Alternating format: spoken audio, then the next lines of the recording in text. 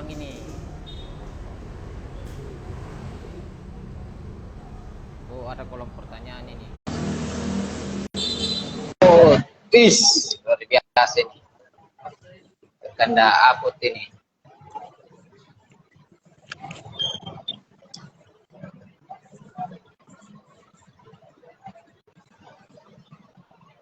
Oke, mantap nih. Mantap nih. Ya, luar biasa. Oke, assalamualaikum warahmatullahi wabarakatuh. Waalaikumsalam warahmatullahi wabarakatuh. Selamat malam rekan saya ya. Selamat datang di break episode ke-80. Jadi di break ini kita akan ngobrol penelitian langsung dari penelitinya. Di malam hari ini kita bersama Kakanda Mahfud. Kakanda Mahfud ini sekedar informasi, dia ini alumni psikologi. Tapi sarjana matematika. Matematika lah. Betul itu atau bagaimana itu? Konfirmasi dulu, dijawab dulu. Alumni matematika. Cuman Tapi sering ilmuwan psikologi. bergaul di psikologi dan fakultas-fakultas lain. Ya, jadi Mahfud ini bisa dibilang sesirkel sama tim saya ya, dan tim yang lain gitu. Karena sering nongkrong sama juga. Nah, penelitiannya Mahfud ini sebenarnya sangat menarik karena di waktu itu nantilah diceritakan historinya kenapa Mahfud memilih terkait ini, tetapi paradigma saya memang seharusnya penelitian itu bisa mampu menjelaskan fenomena atau apapun yang ada di kehidupan kita. Nah, malam hari ini kita akan berdiskusi dengan Mahfud di break 80 dengan tema etnomatematika, eksplorasi nilai-nilai matematika terhadap ruang finisi. Pertanyaan-pertanyaan Mahfud ini. Ya, boleh. Ya, silakan memperkenalkan diri. Jadi singkat saja, perkenalkan nama saya Muhammad Mahfud. Saya alumni matematika MIPA UNM angkatan 2016.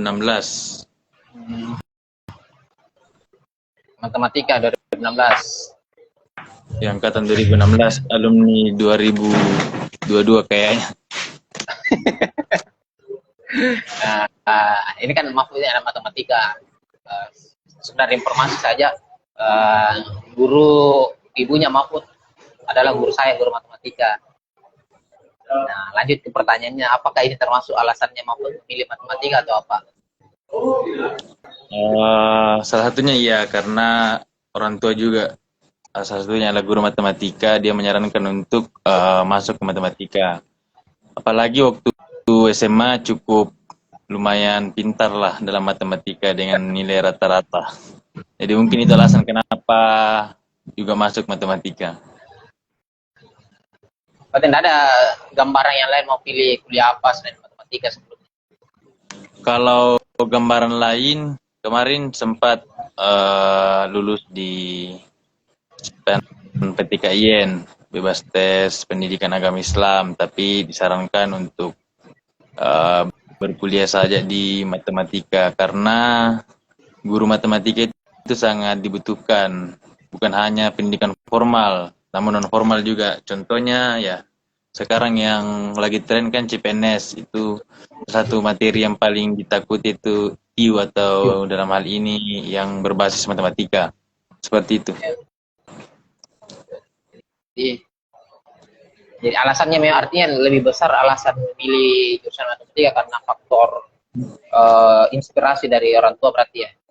Ya, seperti itulah kira-kira. Nah, ini kan terkait etnomatematika. Ini pertanyaan pertama ini, supaya teman-teman juga tahu kan. Ini sebenarnya skripsi atau seperti postingannya Mahfud, penelitian di PKM atau apa? Sebenarnya sederhananya kan penelitian itu tidak berpatokan pada hanya skripsi saja. Soalnya mahasiswa itu bisa meneliti bukan hanya pada saat skripsi, tapi sebelum skripsi juga bisa melakukan penelitian lalu ditampilkan di jurnal ataupun membuat artikel-artikel ilmiah. Salah satu hal juga untuk meneliti itu ada namanya program kreativitas mahasiswa. Program kreativitas mahasiswa ini ada beberapa tema, salah satunya riset sosial humaniora. Jadi saya mengikuti bersama teman-teman PKM itu. PKM yang riset sosial humaniora. Jadi situ saya membahas tentang judul saya ini, etnomatematika, eksplorasi nilai matematika dalam proses pembuatan provinsi.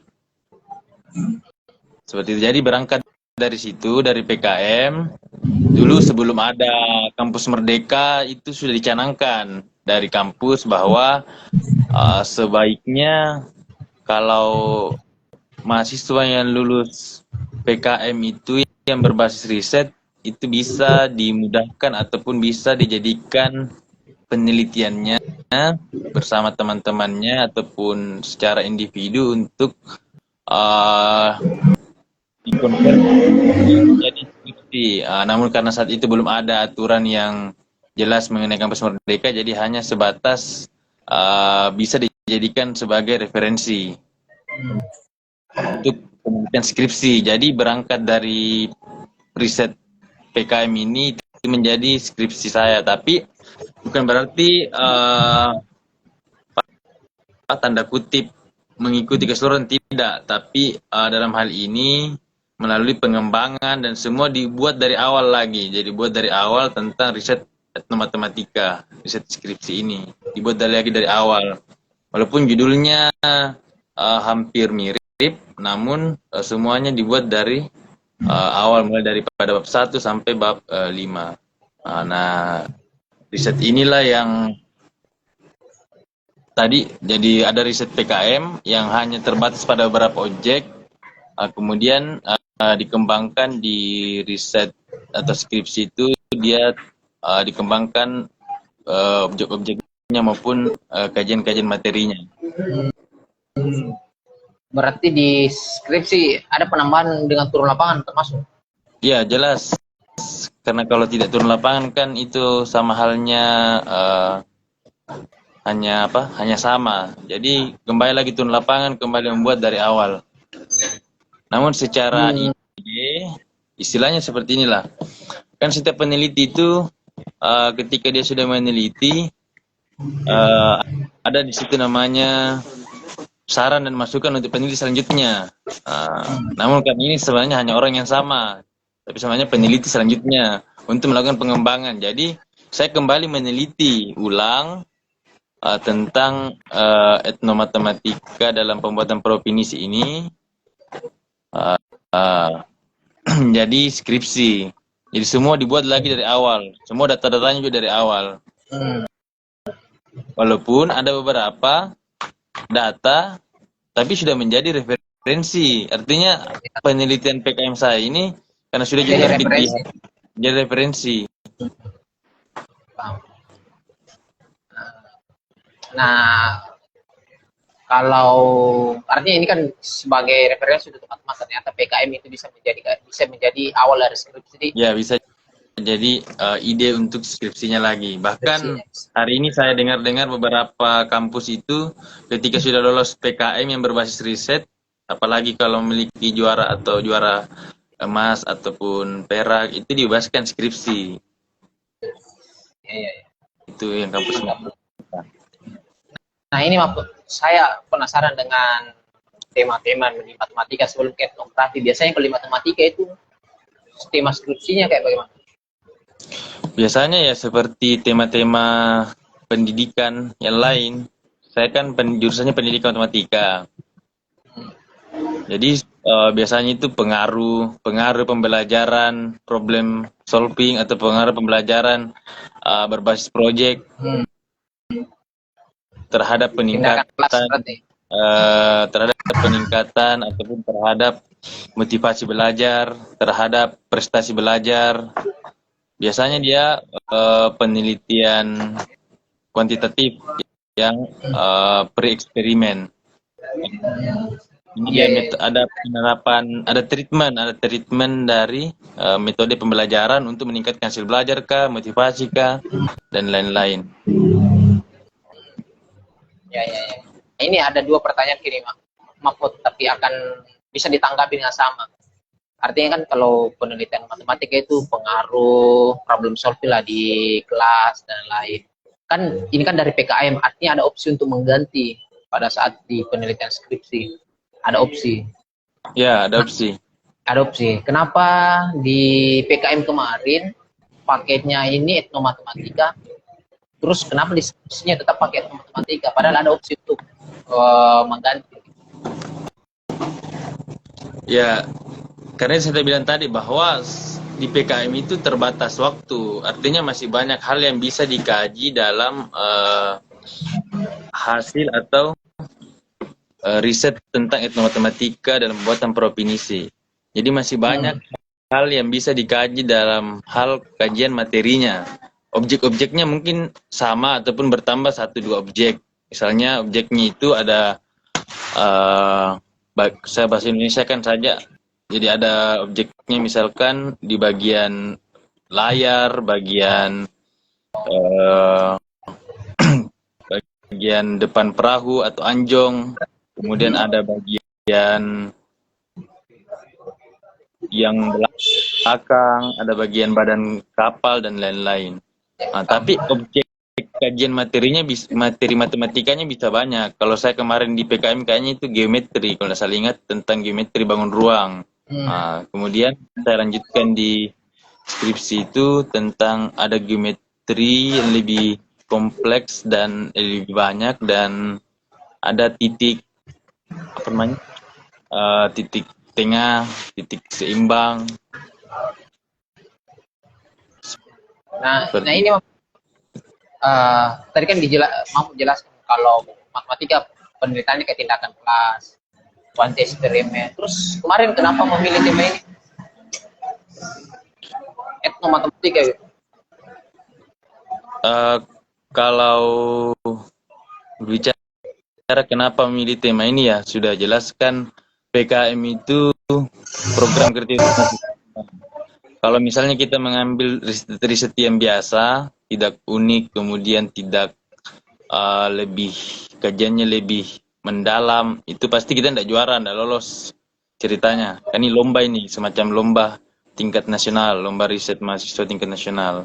Jadi saya mengambil hal ini karena kenapa saya katakan ini unik, menarik, serta inovasi, karena dia menggabungkan ataupun sebenarnya mengkolaborasikan antara sains dengan sosial atau sains dengan budaya. Kan matematika, kimia, fisika itu identik dengan abstraksi, identik dengan rumus-rumus, jauh dari kehidupan sehari-hari. Nah, namun ternyata ada riset-riset sebelum atau kajian-kajian sebelumnya mengatakan bahwa sebenarnya sains itu hidup dalam kehidupan sehari-hari. Dia hidup dalam kehidupan sehari-hari, bahkan ada beberapa teori itu konsep-konsep matematika ataupun konsep-konsep fisika itu lahir daripada realitas ataupun lahir daripada kehidupan, dari lingkungan. Contohnya tentang teori, misalkan kalau dalam fisika mungkin teori gravitasi kan lahir dari Einstein yang melihat apel jatuh. Nah, kalau mungkin matematika lahir dari misalnya ada barang-barang, mungkin pada zaman dulu kan ada barang-barang yang dilihat 1, 2, 3, oh ini ternyata bisa dijadikan sebuah konsep abstraksi dari matematika, itu bilangan kayak begitu. Artinya ini etnomatematika adalah gabungan antara sains dan sosial. Kalau secara kajian risetnya seperti itu, sains dan budaya atau sains dan sosial.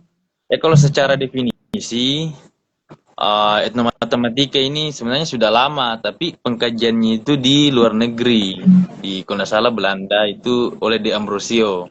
Jadi matematika itu matematika yang dipraktikkan di antara kelompok budaya. Ini definisikan seperti masyarakat nasional, suku, kelompok buruh, anak-anak, ataupun kelompok-kelompok tertentu.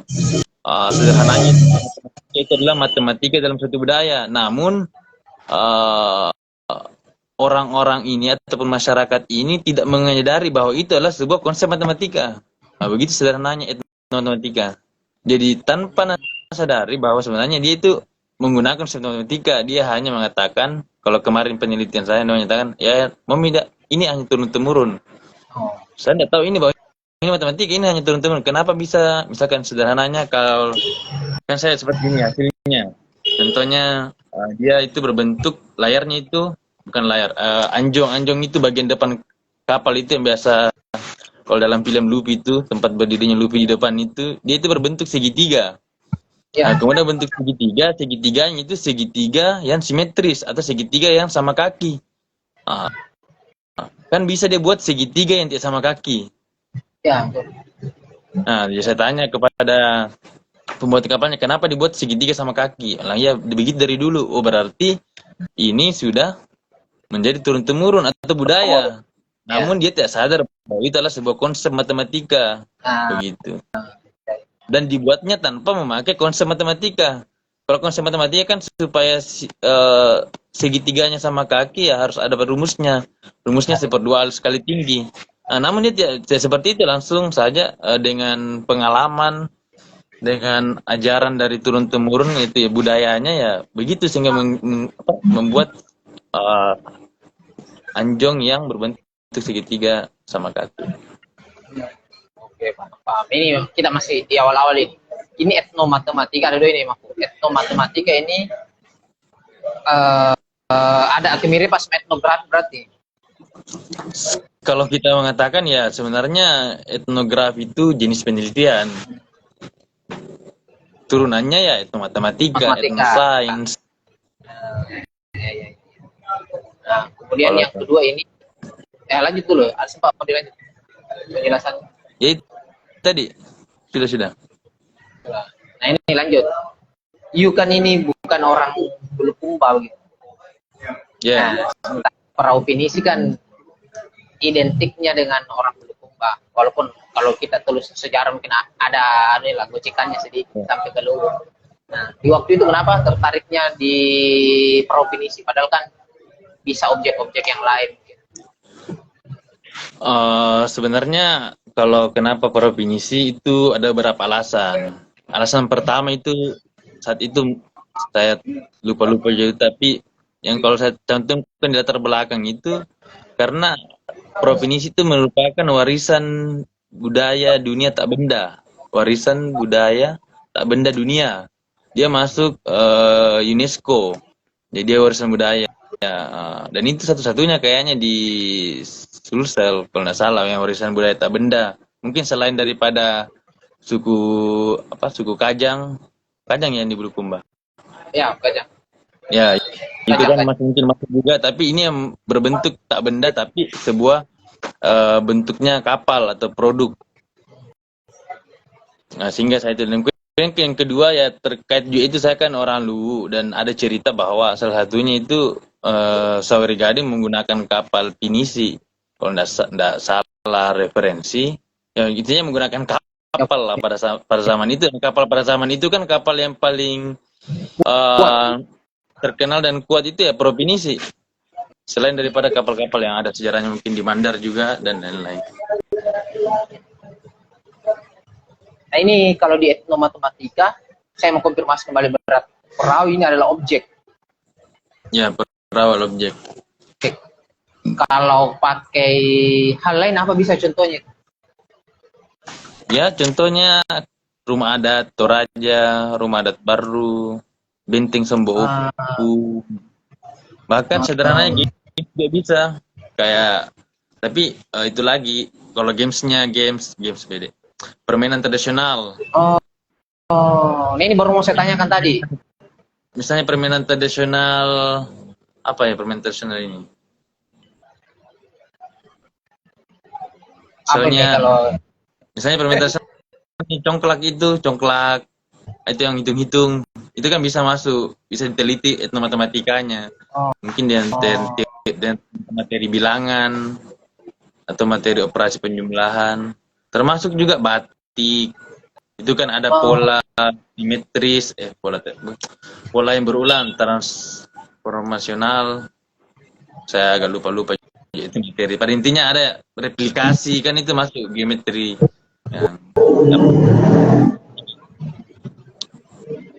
Seperti itu. Artinya, awalnya saya berpikir etnomatematika ini akan fokus ke benda. Perahu, rumah berarti sebuah konsep atau perilaku juga bisa ya kayak Bisa. tadi. Bahkan Games. yang perilaku seperti tarian. Tarian kan juga ada gerakan, ada polanya, pola bilangan misalkan. Misalnya gerakan 1 1 2 3 itu bisa ada pola bilangannya. Bisa juga dikaitkan biasanya biasa dikaitkan dengan teorinya Fibonacci, bisa yang teori golden rate, bilangan emas itu. Banyak lah. Dan itu jarang. Kalau waktu saat itu kan saya susah meneliti karena jarang referensi saya dapat. Oh ternyata masih kurang penelitian ini di Sulsel. Pun kalau ada dia tidak menyebarluaskan. Nah, sedangkan ini sangat penting sebenarnya kalau dikaitkan dengan kurikulum hari ini, itu berbasis proyek atau berbasis itu proyek yang realistik ceritanya, pendidikan matematika realistik. Nah, Mapu ini etnomatematika perahu pinisi, apakah hanya kepada bentuk pinisinya kayak tadi anjungnya, tiangnya dan lain-lain, atau termasuk ke dalam proses pembuatannya juga? Ya bisa dalam proses pembuatannya. Cuman kalau pandangan saya harus lebih dalam lagi kajiannya. Kalau dalam proses pembuatannya kita kaji apakah ada nilai matematika di situ. Bukan, maksudnya begini. Proses pembuatan sini saya kerucutkan kepada karena kalau proses pembuatan pada produk atau objek-objek geometrinya.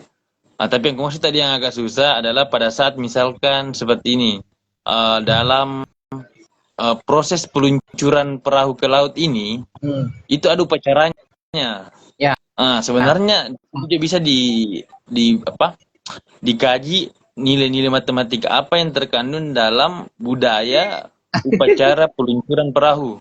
Nah itu agak lumayan sulit karena kajian terlalu sosial mungkin, jadi sosial maksudnya berperilaku, jadi untuk mengaitkan dengan nilai matematika yang sifatnya pasti ataupun berbentuk angka-angka ataupun ruang, itu agak susah menurut saya, tapi bisa.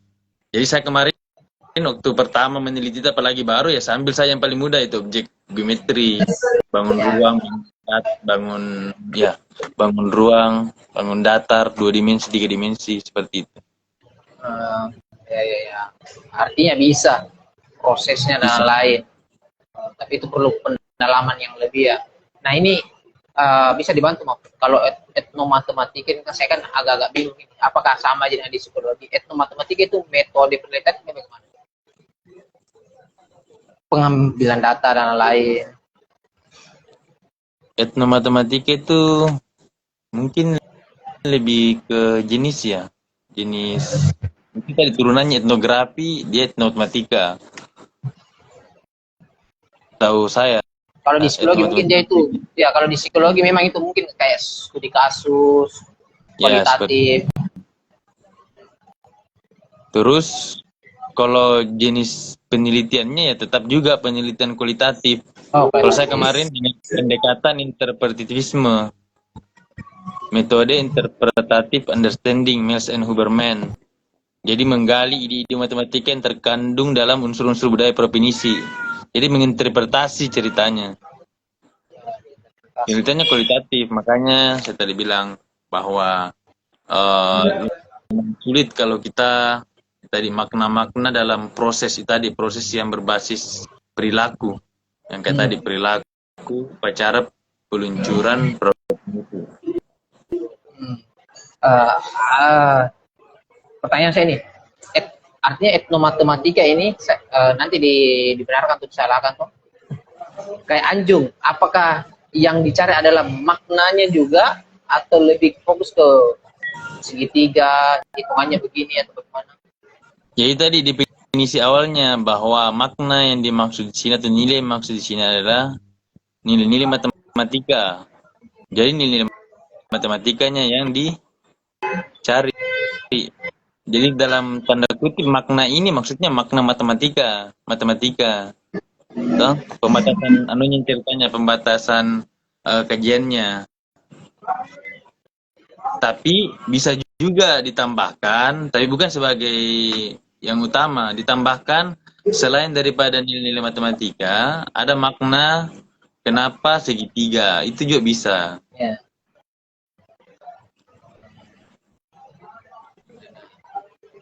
Sekarang kita kan. Tapi itu sudah lintas. Misalnya makna kenapa harus layarnya 7. Nah itu tuh. Yang saya tahu kan Vini sebut kenapa 7. Ya maknanya. Apalagi bukan 7. 5, rukun 5. Ya 5 ada di dan sini. lain-lain. Ini sudah cukup lama juga ini. Yangnya dua kalimat syahadat. Layar utama itu kan sombala itu ada 2. Ya. Layar kecilnya yang di atas ada 2 juga 4. Baru layar di depan itu namanya coro, layar kecil-kecil di depan itu di atasnya anjong itu ada 3. Layar bantu depan, layar bantu tengah, layar bantu belakang itu kan jumlahnya semua 7. Nah ini Mahfud, sebelum ke situ ini langsung pertanyaan ke hasil penilaian. Ini kan kita sudah bahas tadi apa itu matematika, terus bagaimana metodenya. Yang dicarikan adalah nilai matematika dalam provinsi. Nah, nilai matematika apa yang ditemukan atau apa hasil penelitiannya? Ya kalau ini yang saya dapat ini dari hasil PKM, karena saya lupa di mana saya taruh file skripsi jadi saya cukup ingat. Pada intinya objek yang saya kaji itu selain daripada objek tadi objek anjong, kemudian sombala, kemudian tanpa sere, kemudian cocor pantar, cocor tangan dan tarengke. Artinya anjong itu segitiga penyimbang di depan, yang di depan perahu, kemudian layar utama, sombala, layar kecil, dan itu layar bantu di depan. Dan kemudian hasil kalau di nilai komponen objek penelitian utama perahunya, kemudian nilai-nilai matematikanya itu yang saya kaji. Ini kemarin terbatas pada konsep bank dan juga ada beberapa tambahan seperti konsep deret matematika. Contohnya ini bentuk anjong itu kan bentuk matematika segitiga. Di situ kita masukkanlah apa rumus segitiga simetris sama kaki itu luas sama dengan 1/2 al sekali tinggi misalkan. Kemudian dari proses pembuatan ini kan ada konsep juga tadi, selain daripada segitiga ada konsep simetrinya. Kemudian ini ukuran anjong ini kaki anjong. Jadi anjong itu ada segitiga depan itu yang biasa ditempati pelaut kalau mau memantau di depan itu ada kaki-kakinya. Kaki-kakinya ini itu dia dibuat berderet. Jadi misalnya panjangnya awalnya yang dari besar mengecil kan begini, segitiga kan begini, ini segitiga. Jadi dari belakang misalnya ukurannya anggaplah 10, kemudian 10 cm, 8 cm, 6 cm, 2 cm, 4 cm, 2 cm, sampai 1 cm misalkan. Itu kan deret matematika, pengurangan 2. Nah, itu yang tadi nilai matematika yang terkandung dalam budaya. Dalam hal ini provinsi.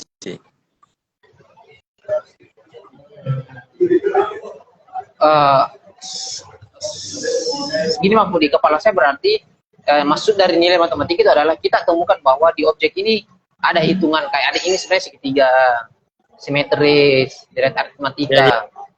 Sampai nilai matematika ada konsep matematika di dalam. Oh, konsep matematika. Ya. Nah, berarti di kepala aku keliru nih, yang saya berpikirnya maksudnya konsep matematika ada makna, berarti memang keliru ini kepala aku. Ya itu saya maksud, makna yang dimaksud sini adalah makna matematika. Kalau di luar kan apa pemaknaan ini? Berarti maknanya mungkin dengan spiritual, maknanya dengan budaya. Ini maknanya makna matematika. Matematika. Oh iya. Ya. Ya, salah Kalau satu makna matematika. tadi hasilnya ini memiliki sifat simetris. Sifat simetris kan konsep matematika juga. Artinya sisi kiri dan sisi kanan tidak sama. Nah, misalnya kayak begini, artinya saya mulai tangkap. Makna matematika artinya di dalam suatu objek tersebut kita bisa menemukan rumus matematika atau hal-hal yang bernilai matematika. Ya, konsep matematika. Konsep matematika baik itu sebenarnya mereka yang buat itu tidak tahu, tapi secara turun bahasanya kan turun temurun. Artinya kalau apakah di pemikirannya Mahfud, andai kan ini berubah, misalnya tadi direct aritmatikanya kan bisa saja direct aritmatikanya directnya kurang 2 terus. Iya.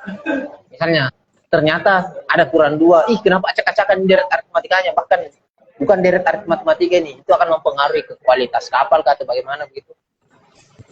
Ya, kalau kemarin saya tidak sempat kaji dalam hal itu, tapi maksudnya saya tidak masukkan dalam PKM saya.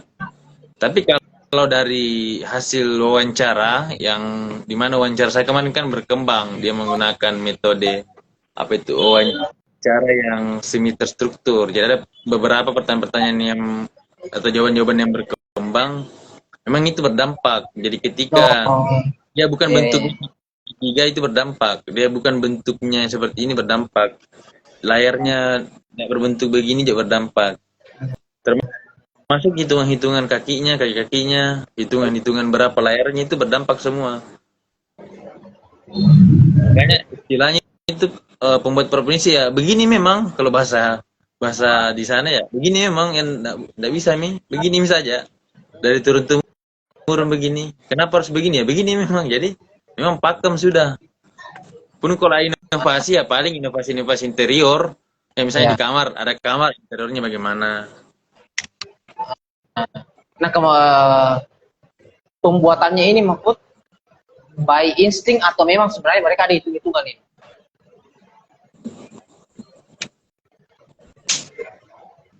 Apa? Proses ini kan Mahfud kemarin kan proses diwawancarai pada saat proses pembuatan. Apakah memang mereka murni by insting begitu, atau memang ada hitung-hitungan matang harus begini 7 cm, bagian ini 8 cm, begini. Mungkin kalau sekarang pembuat sekarang mungkin sudah menggunakan lebih sering menggunakan penggaris ataupun meteran. Tapi kalau beberapa yang pembuat provinsi, bahkan ada pembuat provinsi yang sudah lama, bahkan sejarah kalau cerita nenek-neneknya dulu itu tidak pakai ukuran, istilahnya ya begini panjangnya, tapi bukan maksudnya panjangnya 10 cm, tidak, begini panjangnya, misalnya sesiku, 1 siku. Ya sebenarnya dia secara intuitif dan empirik. Jadi berbasis pengalaman dan berbasis intuisi ceritanya. Tapi intuisinya itu kan turun temurun dari apa yang diajarkan nenek moyang ceritanya. Tapi yang kemarin diwawancara ini dia mampu menjelaskan bahwasanya kalau ukurannya ini segini, segini. Sempat ada misalnya kalau ukurannya misalnya layarnya sekian, biasanya badan kapalnya sekian. Kalau misalnya ukuran layarnya sekian ya nanti terbalik kapal. Nanti tidak jalan kapal kayak gitu. Jadi ada juga konsep di situ kesebangunan antara badan kapal antara bagian kiri dengan bagian kanan. Karena kalau tidak sama istilahnya, kalau beda sedikit, kalau beda sedikit ya tidak ada masalah. Tapi kan ada cara-cara tertentunya kemarin itu yang saya lihat supaya ini kapal seimbang. Ya kapal seimbang kan tenggelam. Makanya pernah itu, kalau misalnya bukan pembuat hebat ataupun yang berpengalaman, baru turun kapalnya biasa terbalik. Artinya tidak sampai 1 tahun 2 tahun tidak bocor segala macam karena ini tadi.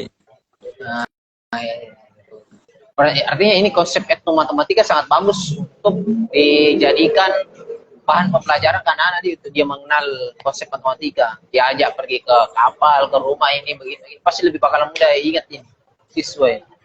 Ya kalau kita melihat dari sudut pandang pendidikan, etnomatematika matematika ini harusnya sudah dijadikan sebagai sumber referensi utama untuk pembelajaran matematika di kurikulum berbasis proyek. Ya, Nah, sederhananya sebenarnya kenapa ide saya ini kemarin itu waktu kuliah saya berpikir, walaupun saya bisa matematika, tapi saya selalu berpikir apakah gunanya ini matematika. Nah, ya, seperti betul. ilmu lain, akuntansi Ya, kan untuk hitung uang, psikologi mungkin untuk konseling, mengubah ilmu perilaku. terapan toh, teknik mesin untuk perbaiki mesin atau membuat mesin. Matematika untuk apa begitu gunanya? Ternyata itu tadi ternyata berguna dalam ada dalam kehidupan sehari-hari. Misalnya dalam untuk menghitung apa namanya? Kalau kemarin itu yang biasa jadikan contoh itu kayak tukang untuk membuat siku 90 derajat itu dia tidak jarang dia secara nggak sadar rata-rata tukang nggak sadar bahwa dia menggunakan konsep uh, itu namanya yang akar itu yang C sama dengan sisi miring sama dengan akar dari sisi depan kuadrat tambah sisi samping kuadrat, rumus Pitagoras. Ya, rumus Pitagoras itu sebenarnya dia gunakan itu tapi secara tidak sadar karena yang diajarkan turun-temurun itu kau ambil saja ke sana 12 cm, kau ambil ke sini 10 cm, ya sikum itu. Ya, Itu caranya. ya, Saya kan rumus Pitagoras. Nah, sebenarnya benda manfaat. Seperti seranya lagi kayak anak kecil, hitung uang. Ada uang 10.000, kembali 8, pakai beli garop 2.000. Berapa sisa uangmu 8.000. Nah, coba dikasih 10, dikurang 2 berapa? Dia bingung. Ini sebenarnya secara tidak sadar dia menggunakan konsep matematika. Nah, ini pertanyaan yang tiba-tiba muncul di kepala aku. Artinya ini etnomatematika ini menarik karena kita bisa menemukan konsep matematika dalam suatu objek, suatu bentuk, dan bahkan sebenarnya kita bisa memprediksi ini akan bertahan berapa lama. Jadi misalnya kapal yang ukurannya begini, dia akan ketemu ombak yang tingginya segini dengan durasi tahun, dia berlayar begini, setelah begini. Artinya kita bisa menemukan keawetannya nih kapal dan lain-lain. Ya kalau kita mau kaji secara secara komprehensif, baru lintas budaya tidak terbatas pada matematika saja dengan budaya provinsi, itu bisa semua. Mungkin dikaji lagi dari teknik perkapalan, itu kan semua bisa. Contohnya seperti ini, mungkin ini analogi saja. Mungkin kalau sudutnya kenapa provinsi itu di depannya dia berbentuk runcing atau tajam, itu mungkin sebagai pemecah ombak. Mungkin kalau kotak di depannya ya lebih lambat, mungkin lebih lambat jalan dan mungkin juga lebih cepat rusak. Dan itu kan konsep penantang dan lain-lain begitu. Maka mungkin ada ukuran yang tepat, misalnya dengan keruncingan begini akan mudah memecah ombak. Dalam pemasangan anjung itu ada kemiringan tertentu, memang ada kemiringan tertentu. Bagian depan perahu itu. Dan dia buat itu tidak mengukur, dia bakar gitu kayu, jadi bakar itu kayu buat jadi miring. Dia gitu kayu dibakar. Saya juga tidak terlalu paham kenapa bisa kemarin itu bisa belok itu kayu tanpa patah. Nah, bakar ini supaya agak renggang bisa dibelok. Ya, agak renggang. Belok. Belok ya itu. Nah, apakah bisa dibilang orang yang membuat kayak begini, kayak perahu Indonesia adalah orang yang memang ahli matematika atau apa sih sebenarnya ini? Itu kan ini kan hanya dalam kajiannya matematika. Jadi bisa dikatakan ya dia paham tentang konsep matematika secara tidak sadar. Karena membuat sebuah kapal kan banyak hitungannya. Selain itu kan ada keterampilan. Bukan hanya keterampilan kognitif. Kan matematika kognitif biasanya, bukan psikomotorik. Nah, jadi pasti juga ada kemampuan psikomotoriknya. Jadi biar tahu hitungannya, biar tahu bagaimana ukurannya. Kalau dia palu-palu misalkan memotong juga tidak sesuai kan, tidak bisa juga. Jadi bukan dibilang ahli matematika, tapi lebih kepada dia paham tentang konsep matematika. Nah, ada dua ini lagi kembali. Kalau penelitiannya ini dilanjut etnomatematika khusus ke Pinisi dulu, apa yang bisa dilanjutkan? Ya kalau lanjutkan ya banyak, termasuk kita bisa kita bisa petakan dari dua hal. Pertama objeknya, kan masih banyak objeknya itu, selain daripada layar, badan kapal, terus proses pembuatan badan kapal, pembuatan layar, proses pembuatan rangka kapal. Karena tahu saya, seingat saya kemarin itu katanya pembuatan kapalnya itu beda dengan pembuatan kapal yang besi. Kalau pembuatan kapal yang besi buat kerangka dulu, baru buat badannya atau kulitnya. Nah, kalau dia propinisi, dia buat badannya dulu, baru masukkan rangkanya. Nah, itu kan bisa dikaji. Dari rangka-rangka itu kita bisa kaji konsep matematika apa yang digunakan. Kemudian badan kapalnya itu kan dia disusun dari papan ke papan. Itu membentuk pola juga. Jadi banyak hal yang bisa diteliti. Selain daripada itu ya, bisa juga di saat pra, bagaimana pembuatan kapalnya, apa upacaranya, kan ada upacaranya. Ada salah satu itu upacaranya, upacara saya lupa bahasa belum mbaknya, tapi pada intinya dia kayak penentuan pusat kapal atau posisinya, biasa itu yang kayak kapal kecil itu ada yang di tengah itu untuk masuk air. Ya itu ada upacaranya juga. Nah, itu kan bisa dikaji juga tentang bagaimana penentuan itu dalam konsep matematika untuk misalkan. Nah itu kalau di provinsi, kalau di etnomatematika sendiri, Mahfud, kalau misalnya kita di wilayah Sulawesi, apa sih yang menarik lagi selain provinsi? Kan clear tadi, menarik memang dikembangkan dan diteliti. Kalau etnomatematika yang lain, selain yang disebutkan sama Mahfud tadi, rumah adat.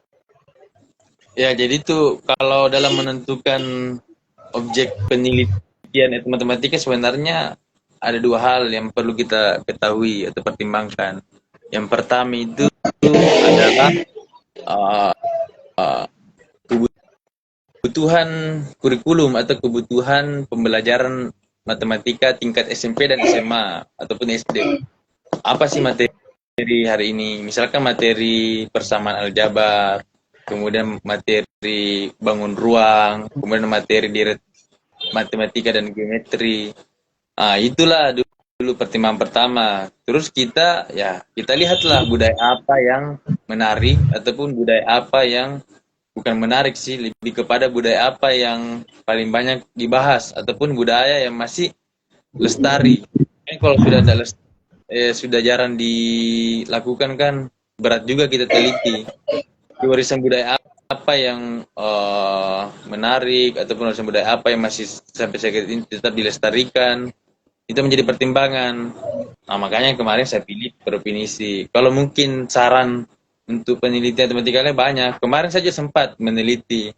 Jadi kuburan apa itu? Kuburan apa? Yang kuburan batu. Kuburan batu masyarakat adat Toraja. Kuburan yang di bukit-bukit itu bukan kuburan batu sih, tapi ya ada kuburan batunya juga, kuburan kayunya, tapi yang di bukit. Terus juga sempat meneliti itu rumah adat Tongkonan, kalau tidak salah ingat, rumah adat Tongkonan Tanah Toraja. Iya. Kalau misalnya mau etnomatematika Wampanai, bisa tuh. Bisa. Sebenarnya kajian itu sudah pernah, cuman kalau kemarin itu ya bagaimana hitungan Wampanai, saya lupa bagaimana judulnya senior saya itu, tapi ada analisis Wampanai dalam tinjauan matematika. Nah, jadi mungkin sederhananya ya itu semuanya bisa masuk ke matematika ketika dikaji Wampanai sebagai budaya. Sebagai budaya, kemudian dikaji dari konsep matematikanya bagaimana. Itu kan bisa masuk di apa ya namanya itu, semacam persamaan linear. dengan beberapa Nah, variabel. Jadi mungkin ada beberapa variabel ya ketika ini ada variabel A, B, C ya mempengaruhi umpan naik, misalnya umpan naik misalkan. Saya belum sempat baca itu yang penelitian sini tentang umpan naik, tapi itu bisa kalau umpan naik dijadikan sebagai kajian budaya. saya pahamnya kalau kembali ke matematika bentuk, artinya memang ini sangat mudah dan bisa diajarkan ke siswa SMA untuk mulai melakukan penelitian ini. Ya kalau matematika dengan kajiannya pada objek ruang, bentuk-bentuk geometri ya, saya kira cukup bisa dipahami oleh siswa. Tapi kalau yang kayak tadi, misalnya dalam bentuk perilaku, bentuk pola kayak Ya, tarian, itu mungkin agak sulit. ya, ya, ya. Menarik. Oke, Mampu ini kita mulai ke pertanyaan-pertanyaan terakhir. Selama meneliti ini, apa ada hal-hal yang unik lagi yang ditemukan? Atau baik itu di lapangan atau referensi hasil bacaan yang perlu disampaikan ke kami, penonton. Hal-hal unik mungkin lebih ke situ bahwa memang masyarakat kita ini sebenarnya cerdas dari dulu. Karena bayangkan saja bisa buat perahu yang bisa keliling Nusantara bahkan keliling dunia. Jadi sebenarnya ilmu pengetahuannya itu memang sudah termasuk hebat. Termasuk juga ada cerita-cerita tentang bagaimana dalam pembuatan provinsi ini dia menentukan bahan-bahannya, bahan-bahan kayunya. Bisa simpulkan bahwa memang kita kaya akan warisan budaya, kaya akan sumber daya alam. Itu insight pertama mungkin tentang budaya, bahwa Indonesia ini banyak hal yang bisa dipelajari, banyak budaya, banyak cara untuk melestarikan budaya. Salah satunya melalui pendidikan. Jadi dua aspek di sini. Kenapa saya meneliti ini? Ada beberapa aspek kenapa saya meneliti ini. Karena yang pertama dilestarikan budaya. Yang Ya, kedua belajar matematika. Yang ketiga belajar matematika dengan mudah, ya, tanda kutip, karena berkaitan dengan kehidupan sehari-hari. ya, Dengan berkaitan sehari, otomatis kontekstual. Misalkan orang di desa dengan orang di kota. Orang di desa misalkan bisa dicontohkan bahwa satu mangga ditambah satu mangga sama dua mangga. Coba orang di kota, orang anak-anak kecil misalkan tuh dikatakan satu mangga tambah satu mangga, ya mungkin dia tidak pernah lihat mangga. Dia hanya mungkin lihat di pasar ya. satu yota tambah satu yota tuh batu yota gitu. Ya, ya, ya, ya, betul, betul, betul, betul. Jadi Ini. pembelajaran itu menjadi pembelajaran yang kontekstual dengan kehidupan nyatanya. Misalnya juga kalau ibu mengambil kayu bakar di belakang rumah, dia ambil di siang hari 10, di sore hari 20, berapakah kayu bakar yang ada di sekarang 20. Tapi kalau konteksnya di kota, ambil kayu bakar, mana ambil kayu bakar ini? Apa dibilang kayu bakar kan belum tentu siswa SD tahu. Kalau tidak konteks dengan kehidupan sehari-harinya. Jadi pembelajaran matematika ini sangat baik untuk diajarkan kepada siswa-siswa, apalagi siswa SD maupun SMP yang kontekstual dengan kehidupannya. Sehingga pertanyaan-pertanyaan tentang apa kegunaannya matematika, rumus-rumus ini mungkin sudah berkurang.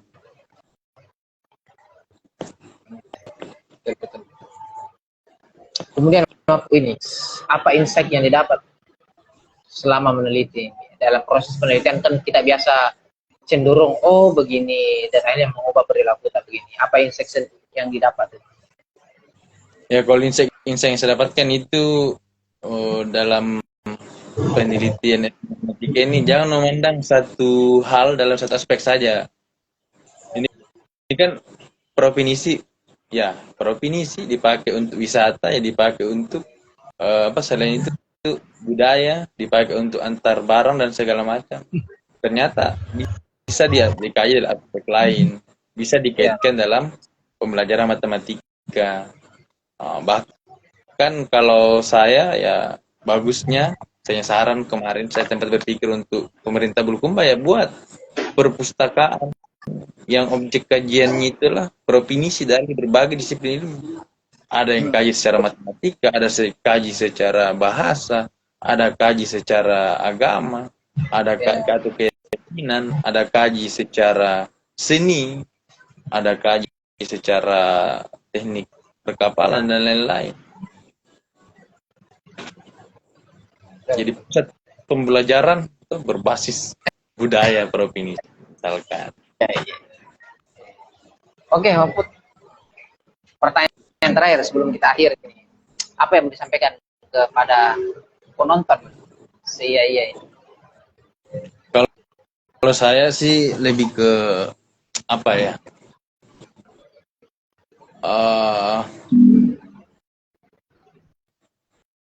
Mungkin kalau mahasiswa kan apalagi kebanyakan ya sudah, yang penting lulus kan skripsi.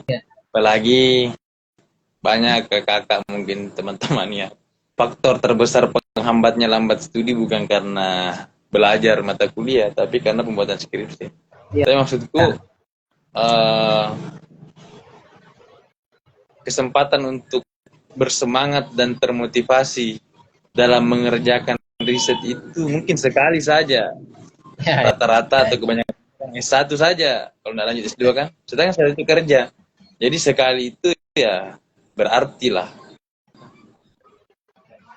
Walaupun banyak pandangan bahwa ya namanya skripsi yang baik selesai, tapi kalau saya kapan lagi? Contoh misalnya saya pendidik matematika, setelah jadi guru kan paling riset-risetnya tentang tindakan kelas. Tapi misalnya kalau bukan jadi guru, misal saya jadi analis di tambang mungkin apa segala macam ya, riset-riset tentang pendidikan matematika kan tidak unik lagi, aslinya susah cari yang unik. Makanya ya bagusnya cari yang betul-betul skripsi yang menarik, yang bisa dikenang. Nah, baik, terima kasih ini atas waktunya Mahfud. Jadi rekan saya ini juga Mahfud ini bisa dibilang seperti diskusi kami berdua sebagai pembuka supaya ke depannya teman-teman dari matematika atau keilmuan yang lain ini berani ngomong penelitiannya keluar. Ya, kalau dia bingung bagaimana caranya ya kita sama-sama diskusi. Betul nggak itu kesepakatannya kemarin itu? Ya betul. Ini kayak cahaya ini agak gelap. Jadi kedepannya ini seolah kan ada lagi narasumber dari matematika kah, fisika yang kita bahas penelitiannya seperti itu. Baik, makasih waktunya sekali lagi Mahfud. Rekan CIA, atau ada mau disampaikan lagi nih sebelum kita tutup?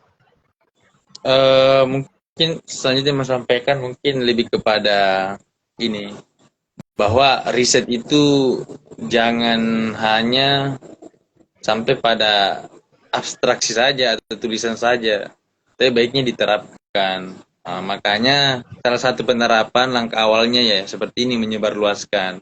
Walaupun sudah ada di website, di hak kekayaan intelektual maupun terbit di jurnal, tapi penyebarluasan riset itu ya sebaiknya salah satunya melalui kegiatan langsung ataupun siaran langsung seperti CIA. Iya, betul. Terima kasih banyak. Buat apa ilmu kalau dipendam saja kan? Tidak berguna, karena sebaik-baik bermanfaat. Pun kalau ada kesalahan-kesalahan ataupun luput daripada pernyataan-pernyataan saya kan bisa menjadi bahan diskusi, bahan belajar.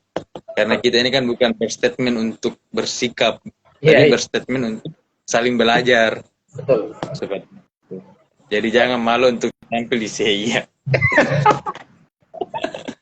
Betul. Oke, makasih banyak sharingnya waktu Mahfud, waktunya malam hari ini. Rekan saya ya kurang lebihnya mohon dimaafkan. Sampai jumpa di episode 81.